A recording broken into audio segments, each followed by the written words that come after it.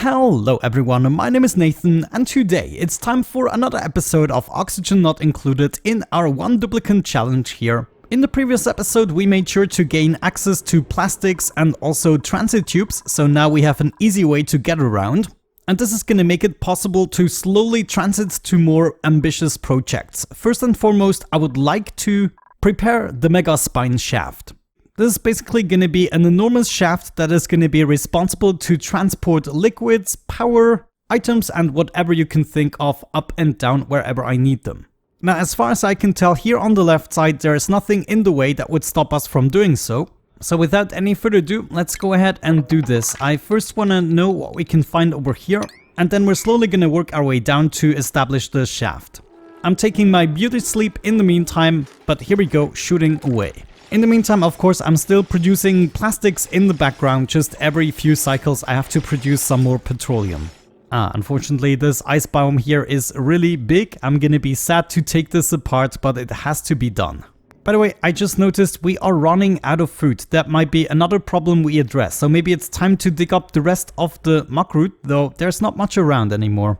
Yeah, I think just to be sure, on the next cycle I'm gonna make some emergency meal lice, but I'm gonna make sure that it doesn't interfere with my schedule.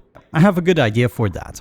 Okay, this is actually looking fairly decent. Now, you might think I'm crazy, but my intention is to fill this up here with granite until we reach the end of the Neutronian, and I'm gonna finish it with a layer of igneous rock. So we're gonna end up with something like that here at the bottom all the way to the top.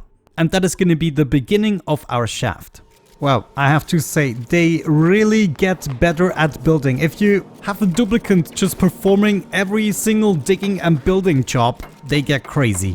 But yeah, this is approximately the amount of tiles we'll have to fill up all the way down to the bottom with granite, just because I'm basically a little bit crazy. I'm sure we can do it. I just have to guide myself so I'm not going anywhere else. It's just I'm picking up 1,400 kilograms and then just building all the tiles at once. This is just so freaking efficient.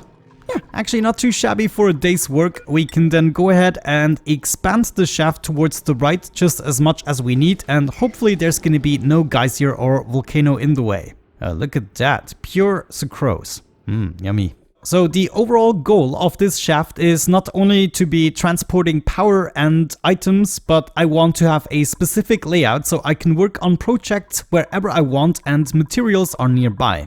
The way this is gonna work, we'll have access to transit tube points here where we have large storage points with all the necessary materials for building, and they're gonna be automatically resupplied. And we'll have these stations maybe on the top, at the center and one at the bottom in order for my duplicants to always have resources reasonably close for building projects, and I don't have to travel all over the place. I mean, the alternative would be to have our base right here and just one simple storage, but I kind of wanted to make something fabulous that is also gonna serve a purpose, because even if the storage is in the center, it always feels kind of far away if you are working on something in space, for instance.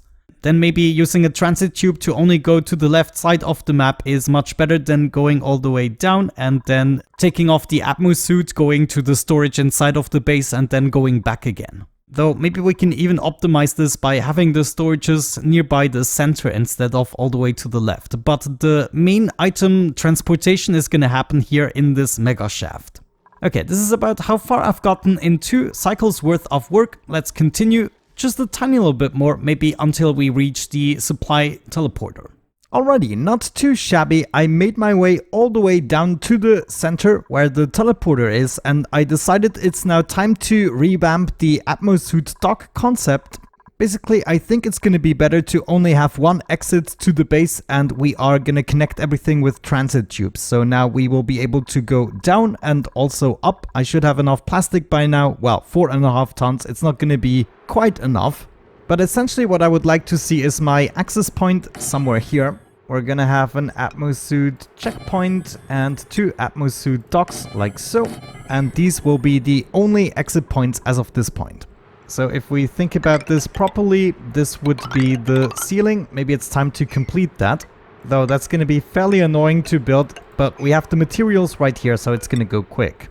By the way, something I noticed that I had to change is bring the canister emptier outside of the base, because I was just accumulating more and more oxygen with every atmosuit that broke down, because I was just not breathing the oxygen away quick enough. That was actually an interesting encounter, so in the future I would have to somehow integrate the canister emptier in this design, or at least add a separate system that has priority.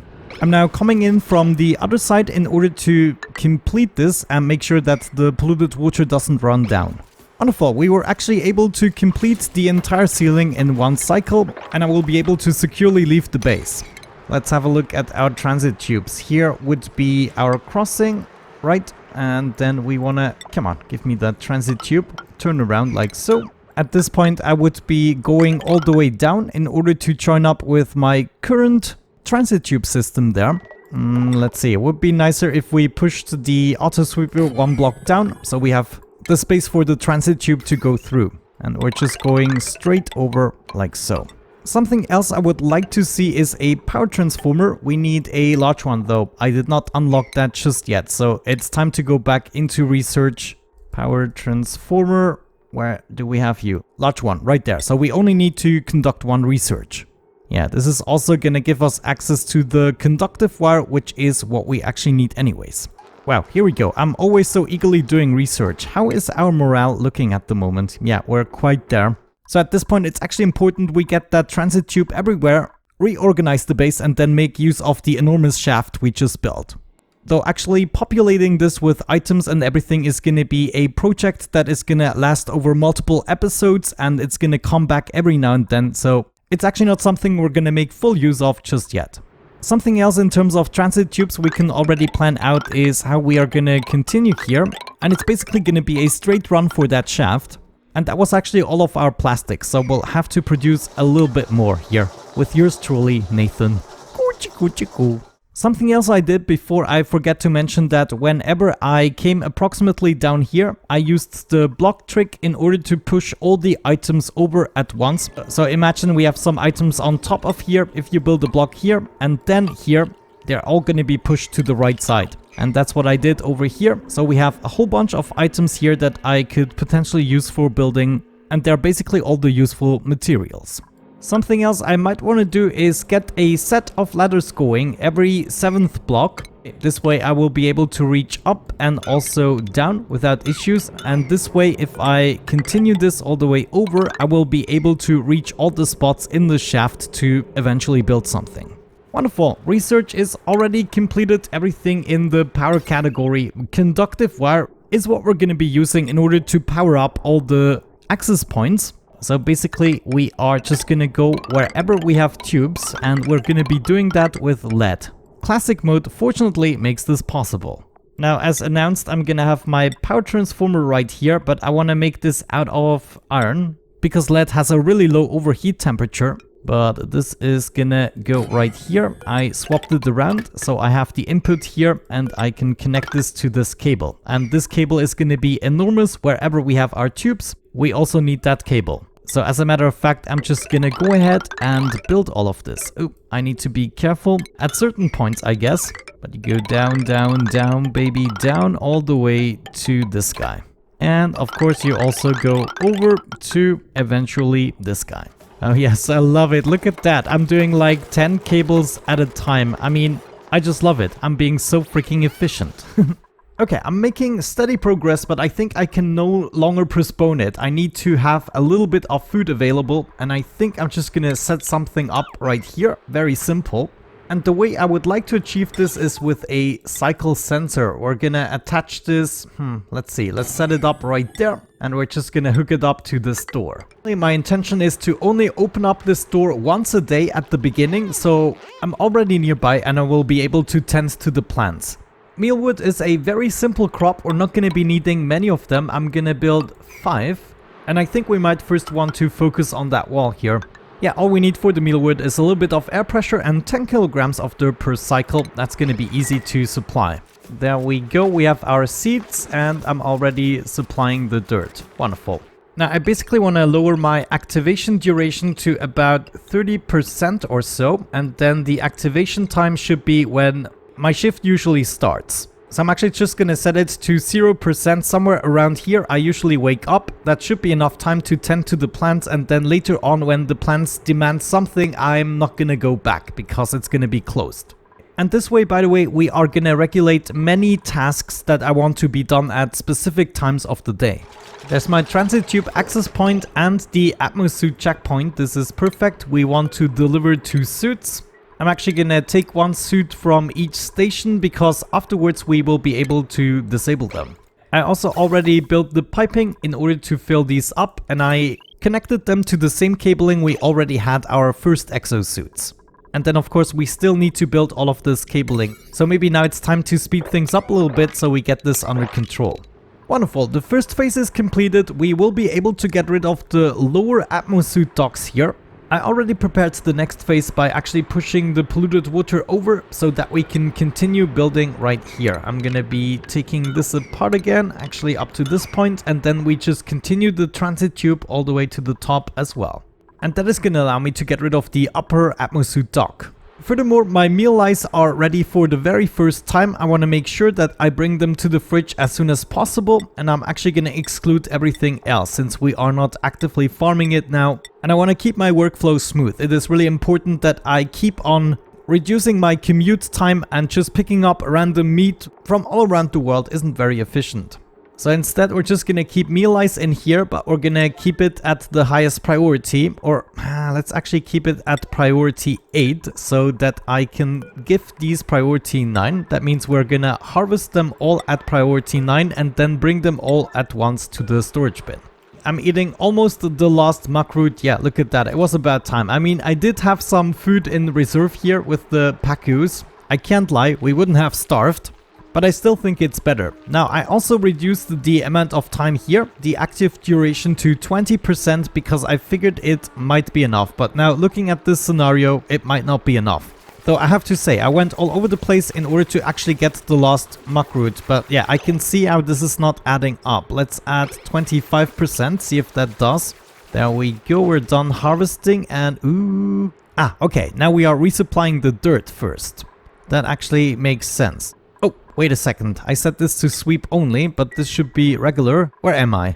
No, hang on Nathan, you're not done here. You have to pick up the meal lice.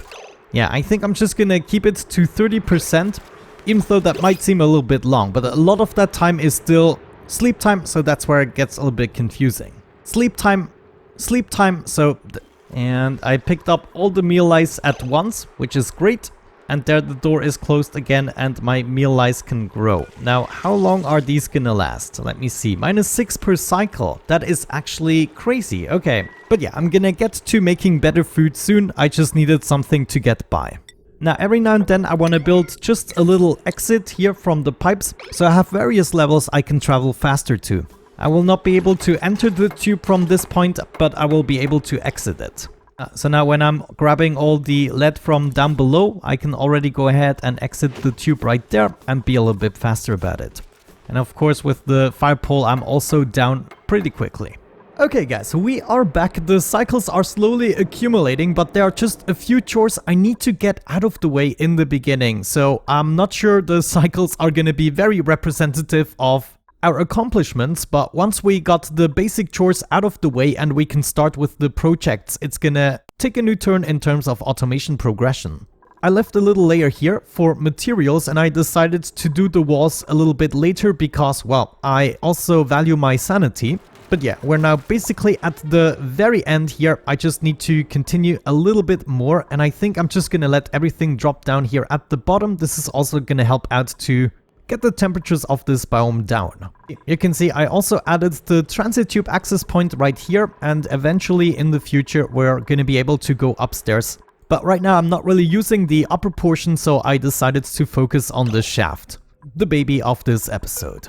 So every cycle I go back to the building project and I just keep on building. I noticed I could have actually spaced them one more apart, because on the ladders the dupes can reach down 3 blocks and then you can reach up 4 blocks. But now I'm already committed to this pattern, so I'm just gonna continue it. Eventually the ladders are gonna disappear anyways. Now, as I was observing myself here, I noticed that in many cases, the duplicants are extremely inefficient because certain jobs that are nearby only become available once the previous job is done, and then they sometimes decide to go take another job across the entirety of the map, instead of doing the one that is nearby. And you never notice this if you have a colony of 12 duplicants. They just run all over the place and you basically don't know their weaknesses as much when it comes to priorities and building jobs. Do have to say, I'm not yet tired of actually observing Nathan. I'm just a little mad that there are quite a few inefficiencies that I actually feel like intervening because we only have one duplicant we have to use every second as good as we can. Now, there are actually two other things I would like to fix. First and foremost, sometimes even with the cycle sensor, I tend to trap my duplicant inside of here. So I decided it's time to make a ceiling for this, and we're actually going to add a duplicant sensor to make sure the door remains open when I'm inside.